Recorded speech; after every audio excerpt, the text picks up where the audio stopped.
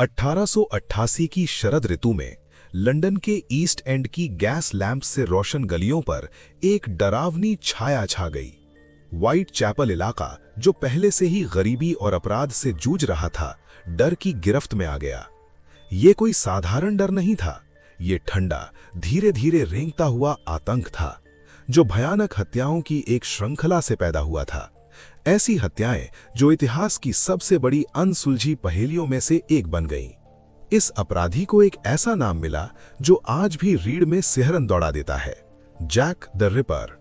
हमारी कहानी शुरू होती है 31 अगस्त 1888 की सुबह के शुरुआती घंटों में। चार्ल्स क्रॉस नाम का एक गाड़ीवान काम पर जा रहा था। वो बक्स रो नाम की एक अंधेरी गली से गुजर रहा था। उसने जमीन पर पड़ी एक आकृति देखी, जिसे उसने पहले एक तिरपाल की चादर समझा।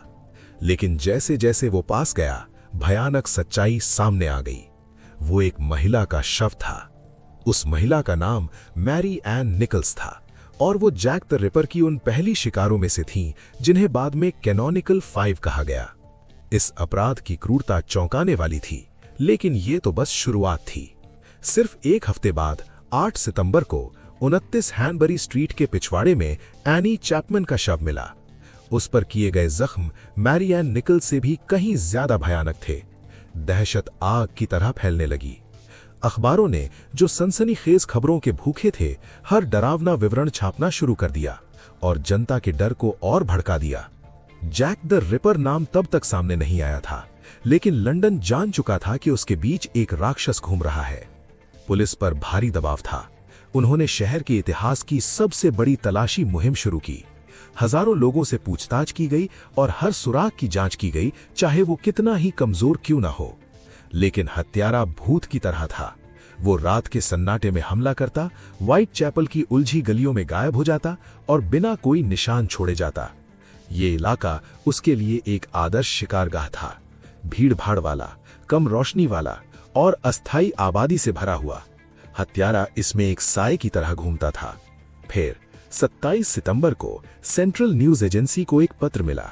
वो लाल स्याही से लिखा गया था और पुलिस का मजाक उड़ाता था कि वो उसे पकड़ नहीं पाए। लेखक ने अपने अपराधों पर घमंड किया और आगे भी हत्या करने की धमकी दी। इसी पत्र में वो बदनाम नाम पहली बार सामने आया। पत्र के नीचे लिखा था, आपका सच्चा जैक द रिपर।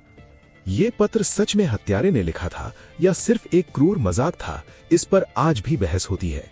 लेकिन ये नाम लोगों के दिमाग में बस गया।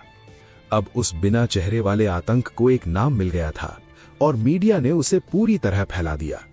सिर्फ 3 दिन बाद जैक द रिपर ने अपने आतंक को और बढ़ा दिया, जिसे बाद में डबल इवेंट कहा गया। 30 सितंबर की सुबह 1 घंटे के अंदर 2 महिलाओं के शव मिले, एलिजाबेथ स्ट्राइड और कैथरीन एडोज। स्ट्राइड का शव डटफील्ड्स यार्ड में मिला। उसका गला कटा हुआ था, लेकिन बाकी शिकारों की तरह उसके शरीर को नुकसान नहीं पहुंचाया गया था। पुलिस ने अंदाजा लगाया कि शायद हत्यारे को बीच में रोक दिया गया था। अगर ऐसा था तो उसकी खून की प्यास अभी बुझी नहीं थी।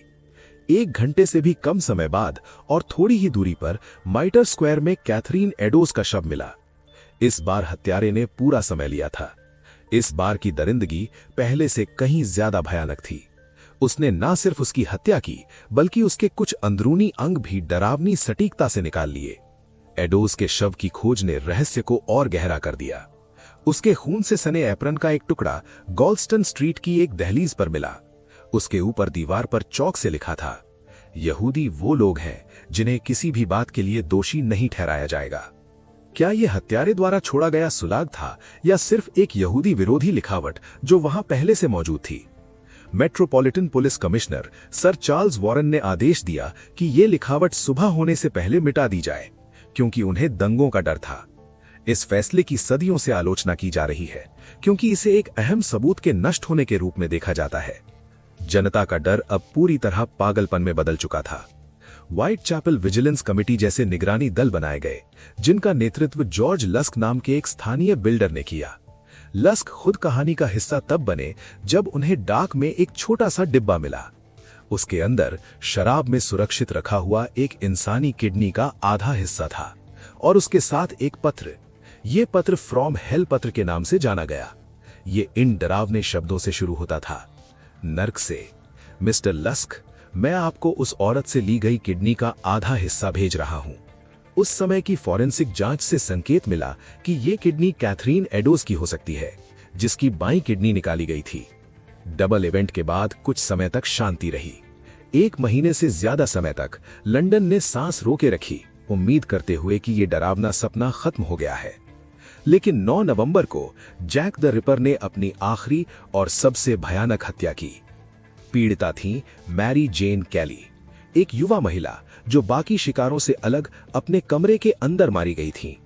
जब मकान मालिक किराया लेने आया तो जो दृश्य उसने देखा वो किसी डरावनी कहानी से कम नहीं था। उस पर किया गया अत्याचार इतना भयानक था कि उसकी पहचान तक मुश्किल हो गई थी। हत्यारे के पास घंटों का समय था, बिना किसी रुकावट के, बंद दरवाजे के पीछे। और फिर खामोशी। मैरी जेन कैली की हत्या के बाद हत्याएं अचानक रुक गईं। जैक द रिपर उसी रहस्यमय तरीके से गायब हो गया जैसे वो आया था। पिछले 130 सालों से इतिहासकारों, क्राइम विशेषज्ञों और शौकिया जासूसों को एक ही सवाल परेशान करता रहा है, वो कौन था? संदिग्धों की सूची लंबी है, ये किसी विक्टोरियन उपन्यास के किरदारों जैसी लगती है। मॉन्टेग्यू जॉन ड्रूइट, एक वकील और शिक्षक जिसका शव आखिरी हत्या के बाद थेम्स नदी में मिला। कुछ लोग मानते हैं कि वही हत्यारा था और उसने आत्महत्या कर ली। फिर था एरन कोसमिंस्की, व्हाइट चैपल में रहने वाला एक पोलिश बार्बर। वो मानसिक बीमारी से पीड़ित था और महिलाओं से नफरत करता था। एक और नाम था जॉर्ज चैपमैन, जो अपनी 3 पत्नियों को जहर देकर हत्या करने के लिए दोषी ठहराया गया। हर संदिग्ध के पक्ष और विपक्ष में मजबूत तर्क है। ड्रूइट की आत्महत्या सुविधाजनक लगती है, लेकिन कोई पुख्ता सबूत नहीं। उस समय फॉरेंसिक तकनीक की कमी सबसे बड़ी समस्या थी। आज भी ये मामला लोगों को रोमांचित करता है। जैक द रिपर की पहचान शायद हमेशा एक रहस्य ही रहेगी। धन्यवाद देखने के लिए। अगर आपको ये वीडियो पसंद आया तो लाइक करें, सब्सक्राइब करें और कमेंट में बताएं आपके अनुसार जैक द रिपर कौन था। फिर मिलेंगे।